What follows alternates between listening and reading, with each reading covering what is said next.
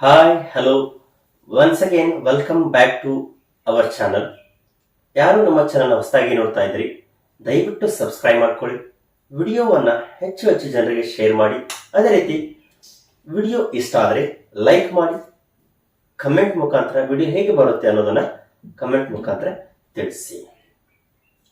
English ಅನ್ನ ಕಲಿಬೇಕು ಅಂತ ಅನ್ಕೊಂಡ್ರೆ, ಅದು ಕನ್ನಡದ ಮುಖಾಂತರ ಕಲಿಬೇಕು ಅಂತ ಅನ್ಕೊಂಡ್ರೆ, ನೀವು ನಮ್ಮ ಚಾನಲ್ ಅಲ್ಲಿ ಮಾಡಿರ್ತಕ್ಕಂಥ ಒಂದೊಂದಾಗಿ ವಿಡಿಯೋಗಳನ್ನ ನೋಡ್ತಾ ನೀವು ಕೂಡ ಇಂಗ್ಲಿಷ್ ಅನ್ನ ಮನೆಯಲ್ಲಿ ಕಲಿಬಹುದು. ಬಟ್ ಏನಂತಂದ್ರೆ ಅವುಗಳೆಲ್ಲವುಗಳನ್ನು ನೋಟ್ಸ್ ಮಾಡಿ ಇಟ್ಕೊಳ್ಳಿ, ಪ್ರಾಕ್ಟೀಸ್ ಮಾಡ್ತಾ ಹೋಗಿ. ನೀವು ಕೂಡ ಅದೇ ತರನಾಗಿರ್ತಕ್ಕಂಥ ಸ್ಟ್ರಕ್ಚರ್ ಬಳಸಿ ನಿಮ್ಮ ಓನ್ ಸೆಂಟೆನ್ಸ್ ಗಳನ್ನ ಮಾಡಿ ಪ್ರಾಕ್ಟೀಸ್ ಮಾಡ್ತಾ ಹೋಗಿ. ಅವಾಗ ನೀವು ಕೂಡ ಕನ್ನಡದ ಮುಖಾಂತರ ಇಂಗ್ಲಿಷ್ ಅನ್ನ ಸರಳವಾಗಿ ಮತ್ತು ಅತ್ಯಂತ ಸುಲಭವಾಗಿ ನಮ್ಮ ಮಾತೃಭಾಷೆ ಮುಖಾಂತರವೇ ಕಲಿಬಹುದು.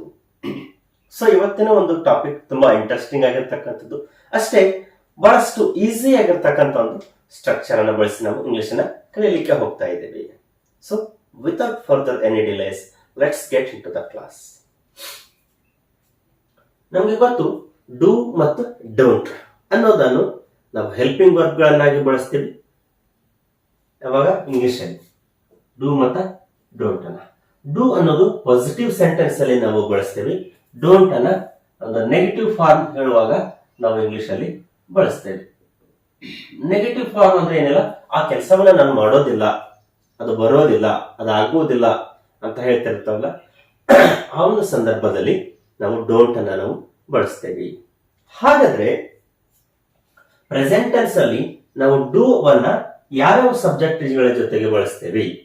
ಎಸ್ಪೆಷಲಿ ಪ್ರಶ್ನೆ ಮಾಡುವಾಗ, ಕ್ವಶನ್ ಅನ್ನ ಮಾಡುವಾಗ ಯು ಜೊತೆಗೆ, ದೇ ಜೊತೆಗೆ ಮತ್ತು ಆರ್ ಅಂಡ್ ವಿ, ಇವು 4 ಸಬ್ಜೆಕ್ಟ್ ಗಳ ಜೊತೆಗೆ ನಾವು ಡೂ ಅನ್ನ ಬಳಸ್ತೇವೆ. ಯಾವಾಗ ಇಂಟ್ರಾಗೇಟಿವ್ ಸೆಂಟೆನ್ಸ್ ಅನ್ನ ಮಾಡುವಾಗ, ಅಂದ್ರೆ ಪ್ರಶ್ನೆಯನ್ನು ಮಾಡುವಾಗ ನಾವು ಬಳಸ್ತೇವೆ. ಹಿ, ಶಿ, ಇಟ್ ಗಳ ಜೊತೆಗೆ ಡಸ್ ಅನ್ನ ಬಳಸ್ತೇವೆ. ಇದರ ಹಿಂದಿನ ವಿಡಿಯೋವನ್ನು ನಾವು ನೋಡಿ ಕಲ್ಕೋಬಹುದು. ಎಸ್ ನೋಡಿ, ಡೂ ಅನ್ನೋದು ಹೆಲ್ಪಿಂಗ್ ವರ್ಬ್. ಇದನ್ನ ಇಂಟ್ರಾಗೇಟಿವ್ ಮಾಡಬೇಕಾದ್ರೆ ನಾವು ಮೊದಲಿಗೆ ಸಬ್ಜೆಕ್ಟ್ ಅಂತ ನಾವು ಬಳಸ್ತೀವಿ. ಆ ನಂತರ ಈ ಸಬ್ಜೆಕ್ಟ್ ನಂತರ ಬರ್ತಕ್ಕಂಥದ್ದು ಹೆಲ್ಪಿಂಗ್ ವರ್ಬ್ ಗಳನ್ನ, ಆಮೇಲೆ ಆ ನಂತರ ಬರ್ತಕ್ಕಂಥದ್ದು V1 ವರ್ಬ್ ಗಳನ್ನ ನಾವು ಬಳಸ್ತೇವೆ. ನೋಡೋಣ ಒಂದೊಂದಾಗಿ ಏನ್ ಅರ್ಥ ಆಗುತ್ತೆ ಅದನ್ನ ಬಳಸಿದಾಗ ಅಂತ ನೋಡೋಣ. ನೋಡಿ, do you come with me, ನೀನು ನನ್ನ ಜೊತೆಗೆ ಬರ್ತೀಯಾ? ನೋಡಿ, ನಾವು ಸಾಕಷ್ಟು ಸರಿ ಕೆಲವೊಂದ್ಸರಿ ಕೇಳ್ತಾ ಇರ್ತೀವಿ, ನೀನ್ ನನ್ನ ಜೊತೆ ಬರ್ತೀಯಾ, ನೀನ್ ನನ್ನ ಜೊತೆಗೆ ದೇವಸ್ಥಾನಕ್ಕೆ ಬರ್ತೀಯಾ, ನೀನ್ ನನ್ನ ಜೊತೆಗೆ ಶಾಲೆಗೆ ಬರ್ತೀಯಾ? ನೋಡಿ, do you come with me, ನನ್ನ ಜೊತೆಗೆ. ಮೀ ಅಂದ್ರೆ ನನ್ನ ಜೊತೆಗೆ. Do you go to school, ನೀನು ಶಾಲೆಗೆ ಹೋಗ್ತೀಯಾ ಇವತ್ತು? Do you go to school today? Do you watch movie, ನೀನು ಸಿನಿಮಾವನ್ನು ನೋಡ್ತೀಯಾ? ನೋಡಿ, ಪ್ರೆಸೆಂಟ್ ಅಲ್ಲಿ ಕೇಳ್ತಾ ಇದೀವಿ ಕ್ವಶನ್ ಅನ್ನ, ಪಾಸ್ಟ್ ಅಲ್ಲೆಲ್ಲ. ಅದನ್ನು ಪಾಸ್ಟ್ ಅಲ್ಲಿ ಮತ್ತೊಂದು ವಿಡಿಯೋದಲ್ಲಿ ನೋಡೋಣ. ಡೂ ಯು ವಾಚ್ ಮೂವಿ, ನೀನು ಸಿನಿಮಾವನ್ನು ನೋಡ್ತೀಯಾ? ಯಾವ ಸಿನಿಮಾವನ್ನು ನೋಡ್ತೀಯಾ?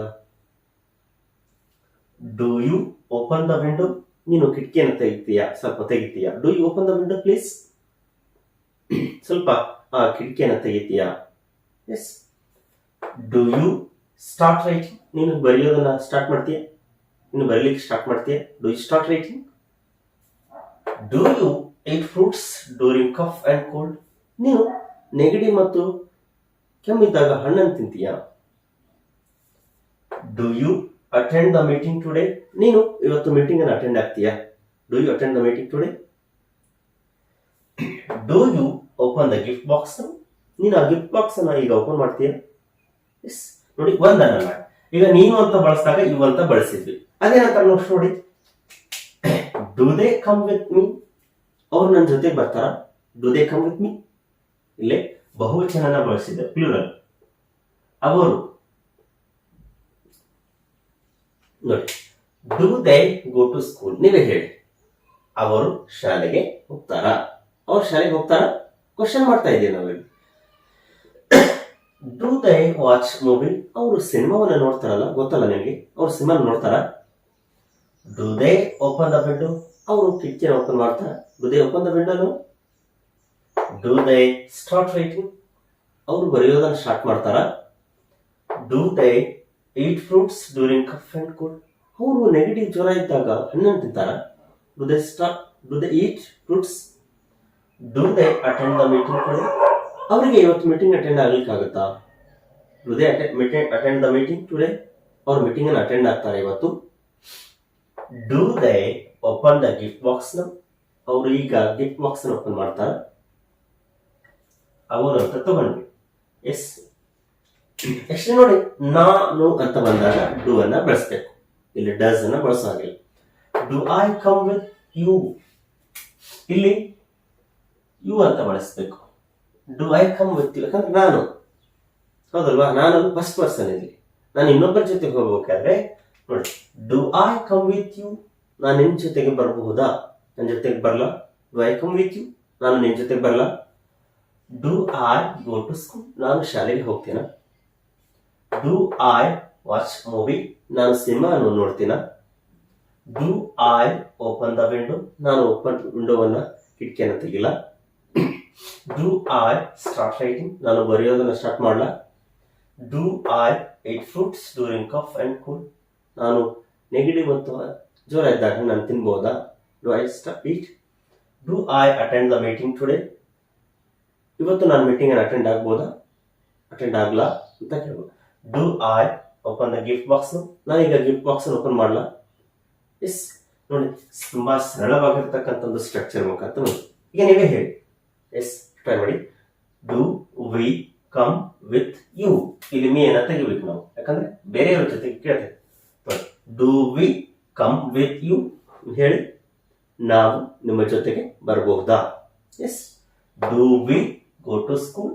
ನಾವು ಶಾಲೆಗೆ ಹೋಗ್ಬೋದಾ? Do we watch movie? ನಾವು ಸಿನಿಮಾವನ್ನ ನೋಡ್ತೀವಾ?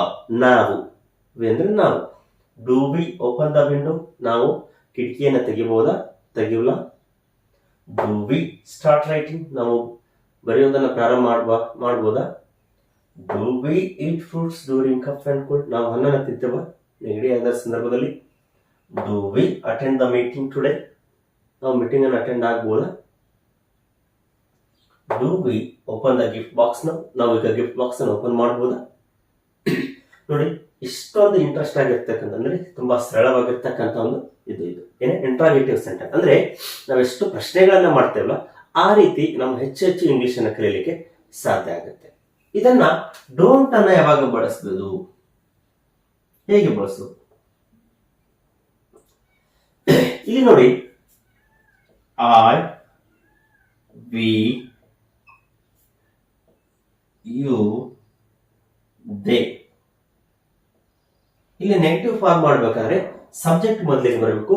ಈ ಡೂ ಪ್ಲಸ್ ನಾಟ್ ಅನ್ನು ಸೇರಿದಾಗ ಡೋಂಟ್ ಅಂತ ನಾವು ಬಳಸ್ತೇವೆ. ನೋಡಿ, ಐ ಡೋಂಟ್ ಕಮ್? ನಾನು ಬರೋದಿಲ್ಲ. ಸಿಂಪಲ್ ಆಗಿ ನೋಡಿ, I don't come.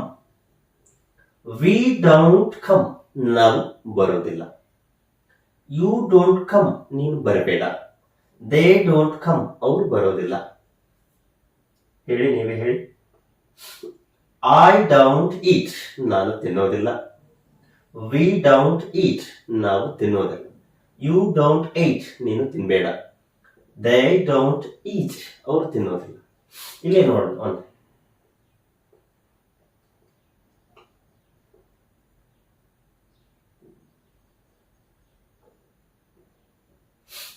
I don't watch movie? ನಾನು ಸಿನಿಮಾವನ್ನು ನೋಡೋದಿಲ್ಲ. We don't watch movie? ನಾವು ಸಿನಿಮಾವನ್ನ ನೋಡೋದಿಲ್ಲ. You don't watch movie? ನೀನು ಸಿನಿಮಾವನ್ನ ನೋಡೋದಿಲ್ಲ. They don't watch movie? ಅವರು ಸಿನಿಮಾವನ್ನ ನೋಡೋದಿಲ್ಲ. ಇದೇ ವರ್ಬ್ಗಳನ್ನ ತಗೊಂಡು ಡೌಂಟ್ ಅನ್ನ ಬಳಸೋದ್ರ ಮುಖಾಂತರ ನೀವು ನೆಗೆಟಿವ್ ಫಾರ್ಮ್ಗಳನ್ನ ನೀವು ಇಂಗ್ಲಿಷ್ ಅಲ್ಲಿ ಮಾಡಬಹುದು.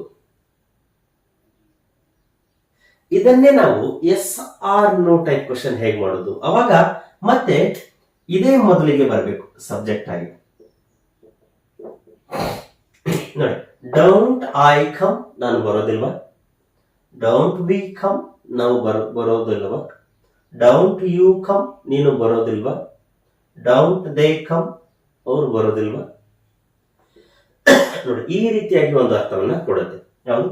ಡೂ ಮತ್ತು ಡೋಂಟ್ ಅನ್ನೋ ಒಂದು ಇದು ಸ್ಟ್ರಕ್ಚರ್ ಅನ್ನು ಬಳಸಿ ನಾವು ತುಂಬಾ ಸರಳವಾಗಿ ಇಂಗ್ಲಿಷ್ ಅಲ್ಲಿ ಮಾತನಾಡಬಹುದು. ಇದೇ ರೀತಿ ನಾಳೆ ಒಂದು ವಿಡಿಯೋದಲ್ಲಿ ತುಂಬಾ ಇಂಟ್ರೆಸ್ಟಿಂಗ್ ಆಗಿರ್ತಕ್ಕಂಥ ಇಂಪಾರ್ಟೆಂಟ್ ಆಗಿರ್ತಕ್ಕಂಥ ಕಾನ್ಸೆಪ್ಟ್ಗಳ ಜೊತೆಗೆ ಸಿಗೋಣ. ಅಲ್ಲಿವರೆಗೂ ನಮ್ಮ ವಿಡಿಯೋಗಳನ್ನು ನೋಡ್ತಾ ಇರಿ, ಶೇರ್ ಮಾಡಿ, ನೀವು ಕೂಡ ಪ್ರಾಕ್ಟೀಸ್ ಮಾಡ್ತಾ ಕಮೆಂಟ್ ಮುಖಾಂತರ ವಿಡಿಯೋ ಹೇಗೆ ಬರುತ್ತೆ ಅನ್ನೋದನ್ನು ಕೂಡ ತಿಳಿಸಿ. Have a nice day. See you in the next class.